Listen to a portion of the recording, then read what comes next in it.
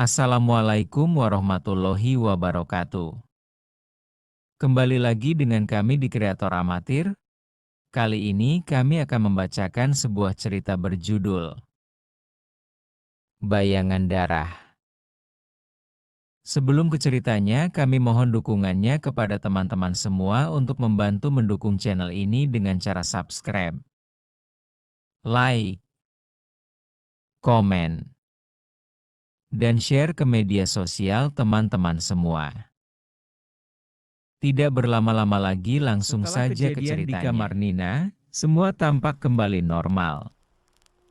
Namun, beberapa minggu kemudian, teror baru mulai muncul. Bayangan itu mungkin telah pergi. Atau hanya menunggu saat yang tepat untuk kembali. Skene 1, luka yang tidak terlihat. Nina duduk di taman sekolah, mencoba menjalani hidup seperti biasa. Namun, ada sesuatu yang mengganggunya. Setiap kali ia menatap bayangan dirinya sendiri, ia merasa ada yang salah. Sari, duduk di sebelah Nina. Hei, masih kepikiran soal itu? Nina menghela napas. Aku cuma merasa aneh. Sejak malam itu, aku terus merasa dia masih di sini. Sari menenangkan, kita sudah menghancurkan cerminnya. Seharusnya dia nggak bisa kembali. Nina mengangguk. Tapi dalam hatinya, ia tidak yakin.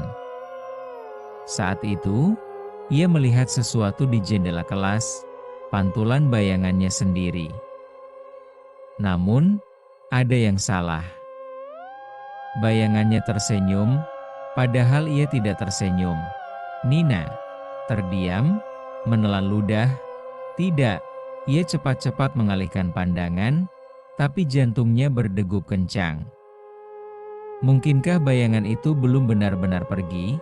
Skene 2, pesan dari dunia lain. Malam harinya, Nina sedang mengerjakan tugas di kamarnya.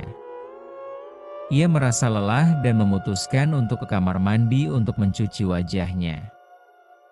Saat menatap cermin, ia terkesiap. Ada bekas goresan samar di permukaan cermin, seolah seseorang telah menulis dengan jari di atas embun. Aku masih di sini. Nina mengerutkan dahi. Tidak. Ini tidak mungkin. Tiba-tiba, lampu kamar mandi berkedip-kedip, dan cermin mulai bergetar perlahan.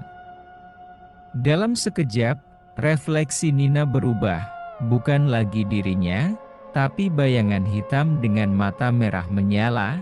Bayangan berbisik, aku sudah kembali. Nina menjerit dan mundur. Namun saat ia berkedip, cermin kembali normal. Tidak ada tulisan, tidak ada sosok mengerikan. Hanya wajahnya sendiri yang pucat ketakutan. Keesokan harinya, Nina menemui Sari dengan wajah panik. Dia belum pergi, Sar. Aku melihatnya lagi. Ujar Nina, berbisik, apa? Tapi, gimana bisa? Tanya Sari, kaget, aku nggak tahu. Tapi dia meninggalkan pesan di cermin.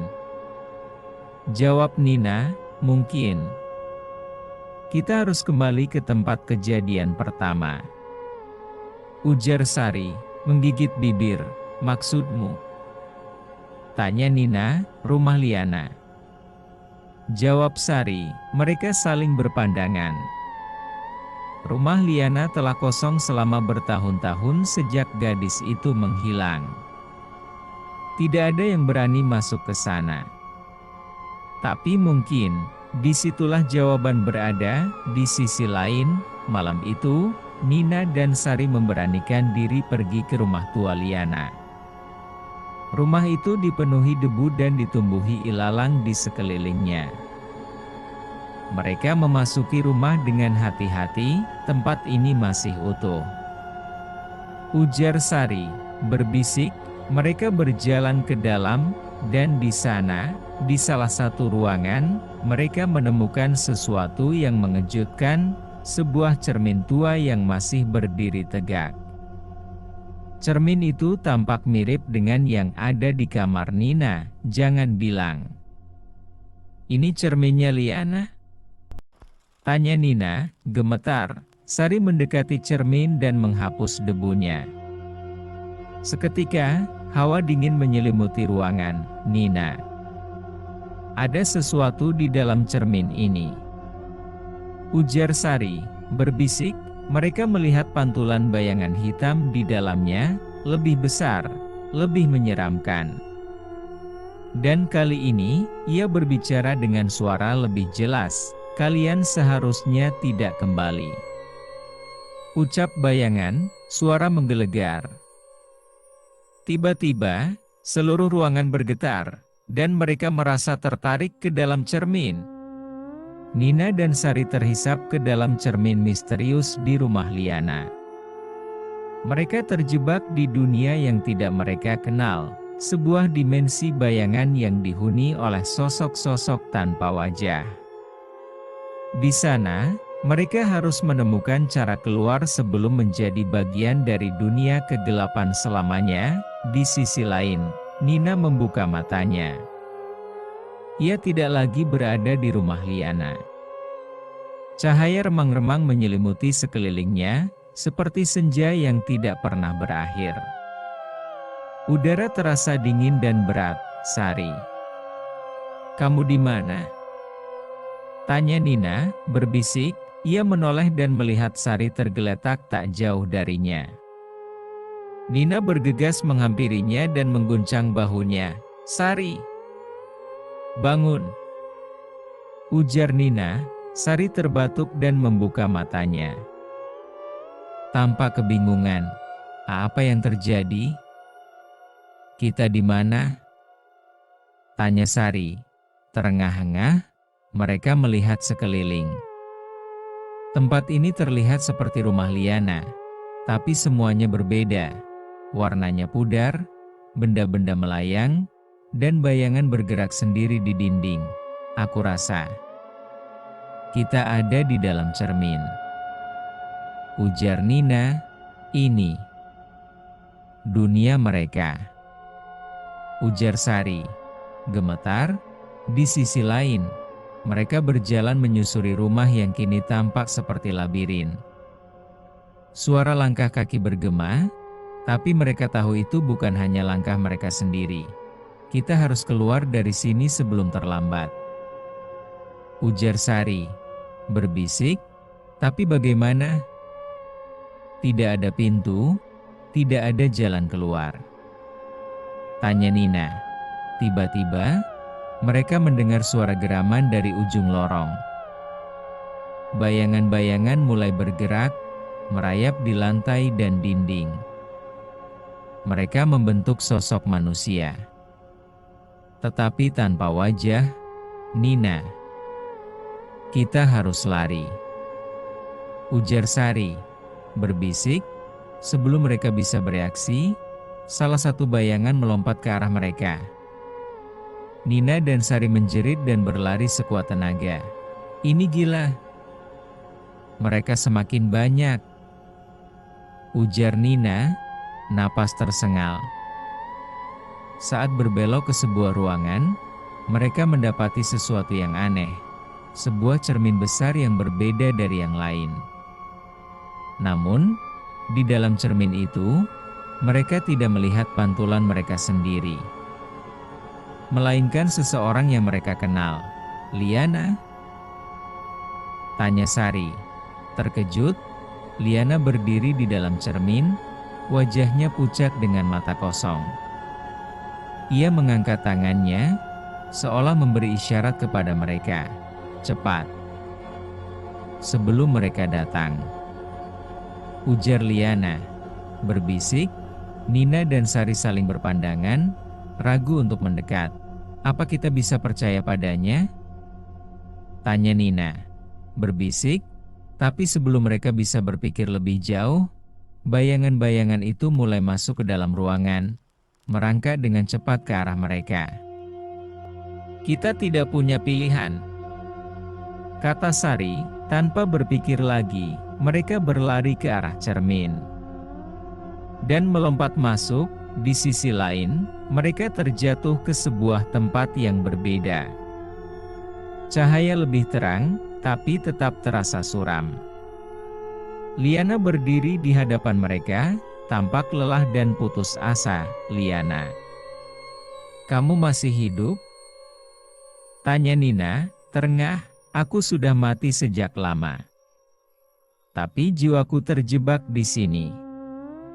Seperti yang akan terjadi pada kalian jika tidak segera keluar. Jawab Liana, menggeleng. Apa yang terjadi sebenarnya? Apa itu makhluk-makhluk tadi? Tanya Sari. Mereka adalah jiwa-jiwa yang telah diambil oleh bayangan darah. Mereka yang gagal melarikan diri, berubah menjadi bagian dari dunia ini, ujar Liana. Nina merinding mendengar penjelasan itu. Lalu bagaimana cara keluar dari sini? Tanya Nina. Liana menatap mereka dengan serius. Ada satu cara. Tapi kalian harus menghadapi dia secara langsung. Bayangan darah bukan sekadar roh. Dia adalah bagian dari kegelapan yang selalu lapar. Jika kalian tidak bisa menghentikannya, maka kalian akan menjadi miliknya, ujar Liana. Tiba-tiba, suara geraman keras menggema. Ruangan mulai bergetar. Liana menatap mereka dengan panik. Dia tahu kita ada di sini. Kalian harus pergi sekarang, ujar Liana. Dari balik kegelapan, bayangan darah mulai muncul. Lebih besar, lebih menakutkan, dan kali ini, ia benar-benar marah. Kalian tidak akan pernah keluar, ucap bayangan. Menggelegar, Nina dan Sari harus membuat pilihan, melawan atau lari.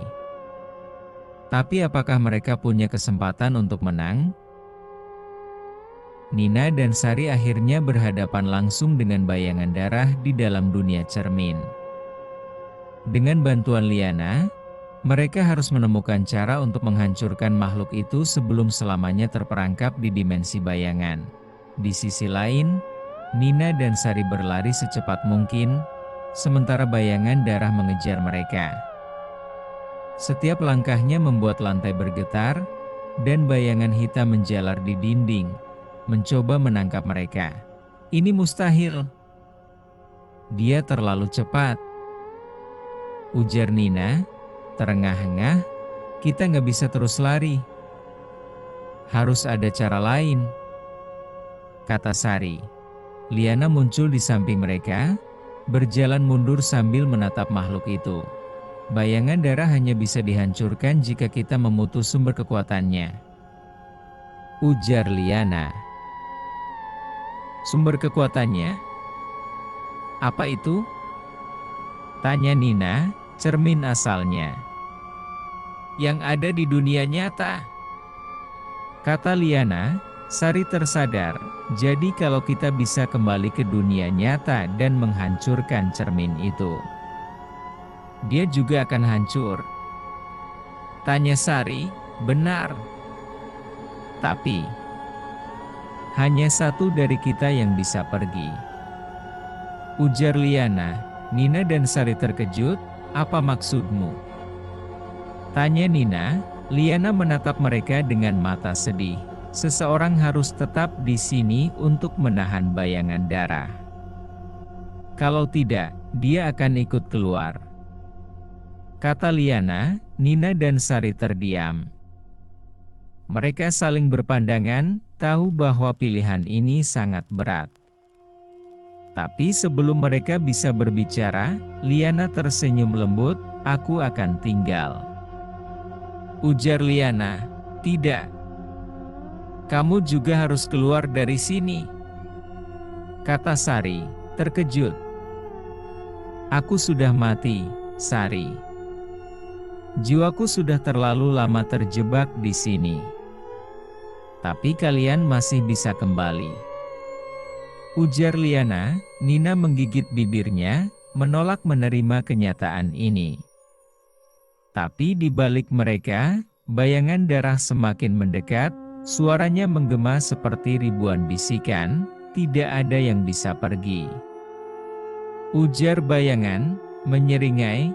Tiba-tiba, Liana mengangkat tangannya, dan cahaya biru keluar dari tubuhnya, membentuk dinding pelindung di antara mereka dan makhluk itu. Pergilah, kata Liana, berbisik.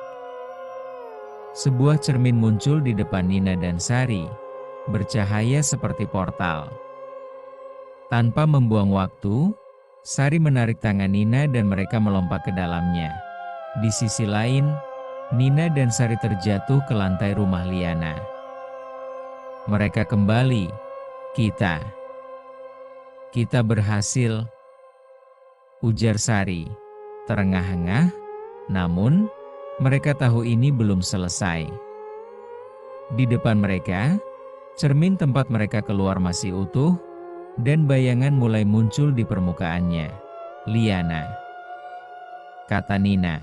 Menangis, suara Liana terdengar samar dari dalam cermin.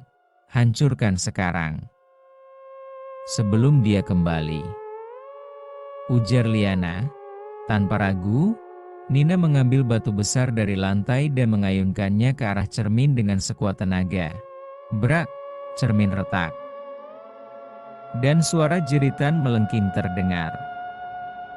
Bayangan darah meraung, tubuhnya tersedot kembali ke dalam kegelapan sebelum akhirnya, cermin itu pecah berkeping-keping.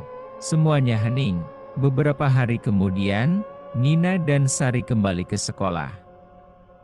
Mereka masih sulit percaya bahwa mereka telah selamat dari mimpi buruk itu. Menurutmu, dia benar-benar sudah hilang? Tanya Sari, menghela napas. Aku harap begitu, jawab Nina, menatap langit. Tapi saat Nina berjalan melewati jendela kelas, ia melihat sesuatu yang membuatnya berhenti. Bayangannya sendiri tersenyum, namun saat ia berkedip, bayangan itu kembali normal. Nina menggigit bibirnya dan berbisik pada dirinya sendiri. Semoga benar-benar sudah berakhir, ujar Nina, tamat. Terima kasih kepada teman-teman semua yang sudah menonton dan menyimak juga mendengarkan cerita ini. Wabillahi taufiq wal hidayah. Wassalamualaikum warahmatullahi wabarakatuh.